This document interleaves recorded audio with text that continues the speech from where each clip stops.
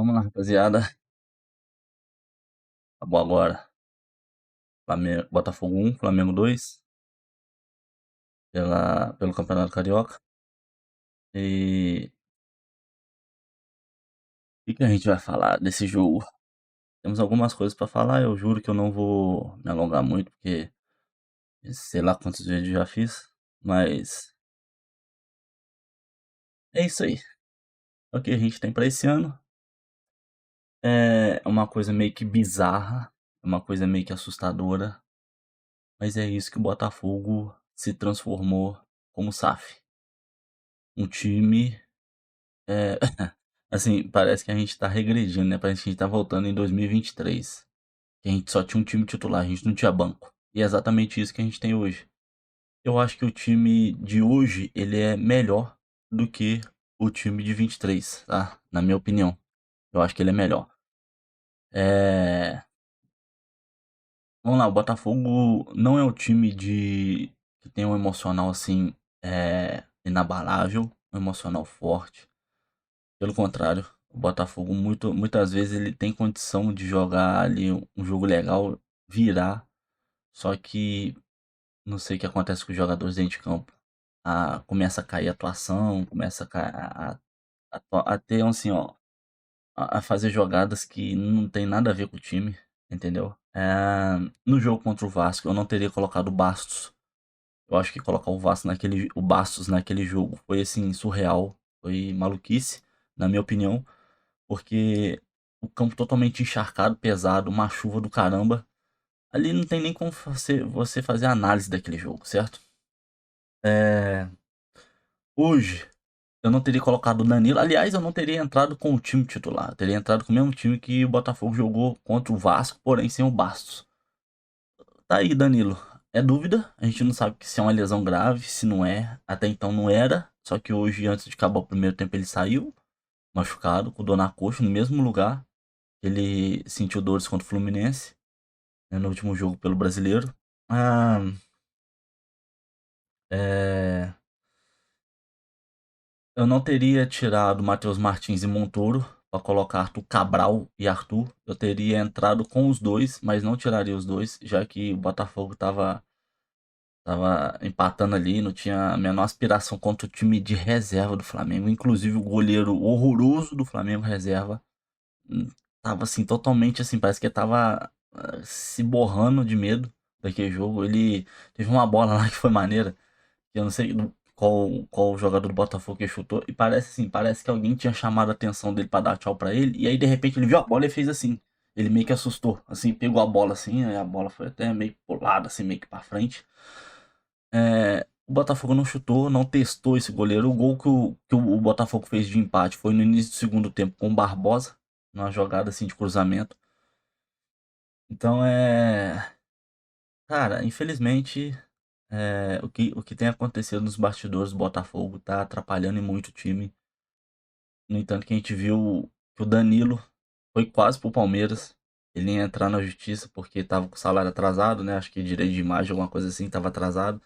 E já tava, assim, bem apalavrado com o Palmeiras. Ele ia, sim, pro Palmeiras. E aí o Botafogo ali nos 45 do segundo tempo pegou, pagou o cara tudo. Eu acho, assim, eu não discordo do jogador, tá? Igual o Marlon Freitas, eu não tenho a mínima... o cara traiu, que isso, que aquilo. Não, o cara, ele já tava ele já tá numa idade mais avançada. O Palmeiras ofereceu uma proposta melhor, tanto em ganho financeiro como de contrato. E eu acho também que com a chegada do Danilo no Botafogo, o Marlon Freitas perdeu sim espaço. Então, lá ele tá jogando, entendeu? Então, assim. E outra coisa, eu acho que o jogador sabe quando o barco tá começando a afundar, entendeu? Porque começou, implodiu de dentro pra fora. Não foi assim, do campo pra dentro, não. Começou ali com o Tex fazendo as lambanças dele e tudo. Saiu um monte de jogador. Cadê as peças? Saiu o Savarino. Beleza, aí o Marlon a gente não coloca, porque já tinha o Danilo, mas saiu o Savarino. Saiu o Gregory, beleza que a gente tem o Alan, mas o Alan pra mim ele é mais técnico do que o Gregory, porém o Gregory é mais pegador, é aquele cara que marca mesmo, que toma conta ali. Ok, a gente tem o Alan. Saiu o Cuiabá. Deus do céu, saiu o Igor Jesus pra contratar o Arthur Cabral. Olha bem, saiu o Cuiabano. nessas maluquices que o Texo fez com o Marinax. Aí o Cuiabano lá 1 milhão de euros para empréstimo, né, com opção de compra. O Vasco foi e trouxe o cara. Hoje a gente viu nitidamente, o Vitinho tava preso ali, o Cuiabano ia ficar na frente, porque o Vitinho não tinha como subir muito, porque você tinha o Sali, o não sei o que lá, Lino, né, que pra mim pouco interessa o nome do jogador do Flamengo, mas tinham lá o Samuel Lino e o Bruno Henrique caindo ali, então o Vitinho ficou preso. E quem que tava indo? Não tinha, entendeu? E aí você tinha ali mais ou menos ali que veio que o Vidalba, mas também que não fazia. Pô, tem uma bola lá que o Vidalba pegou, acho que foi no primeiro tempo. O Vidalba recebeu, o motor virou pra ele, recebeu e tava lá na frente, assim. Aí ele correu pro fundo, né, pra linha de fundo ali, e cruzou. Ele simplesmente, assim, cruzou, baixou a cabeça e cruzou. Aí pra ninguém, só tinha jogador do Flamengo lá. Então, é preocupante. Na minha opinião, o Botafogo esse ano no Brasileiro não briga a título, não vai. Não briga pra vaga Libertadores, nem pré-Libertadores. Pra mim, o Botafogo esse ano, ele tem que fazer os 45 pontos, ele vai brigar meio de tabela. Ali 18º, sétimo talvez, mas não mais que isso. O Botafogo tem um excelente time titular. Ali umas peças legais ali, mas não tem reserva, certo? Eu acho assim que o Botafogo deveria priorizar, caso consiga passar das fases ali, a Copa do Brasil, porque é um título que o Botafogo não tem. E é o título bem possível pro Botafogo com o time que o Botafogo tem, tá? Eu acho que o Botafogo não deveria desperdiçar tantos pontos no Campeonato Brasileiro. Já foram 3 rodadas, 9 pontos, o Botafogo tem 3. Então, assim, o que a gente vai poder falar do time do Botafogo? É, cara, é surreal o que tá acontecendo. Infelizmente, é isso aí que a gente tem. O próprio dono, né? Outro dia aí, ele sofreu uma pressão assim que, pô, oh, que pressão da torcida do Botafogo, de milhões de torcedores. Você sofreu uma pressão aí foi dar uma entrevista coletiva, falou que ele que é o dono, ele faz o que ele quiser, que se a galera não estiver satisfeita, faz coisa, né? Faz uma vaquinha, junta o dinheiro e compra a parte dele. Ó, vê se isso é isso. Na hora de cair pra torcida, de comer o churrasquinho, de andar de skate, né? De rodar bandeirão lá, tava tudo beleza. Ah, Tex, nós te amamos. Mas aí na hora da pressão, o cara me fala um negócio desse. Você vê que, tipo assim, esse é o legítimo americano. É o cara que não tá nem aí pra nada. É o cara que simplesmente pra ele é negócio. Pegou toda o dinheiro que o Botafogo teve, né, da Libertadores e do Campeonato Brasileiro, chuchou no Lyon, né, para equalizar a dívida lá. O Botafogo agora, a SAF está estudando entrar em uma RJ para a SAF. Olha bem, o Botafogo foi comprado para sanar as dívidas, fazer um time competitivo ali, lutar ali, competir nas competições que tem. E aí agora tá devendo a SAF depois de 22, né, 23, 24, 25, ou seja, vai fazer 3 anos no final desse ano que o Botafogo é SAF.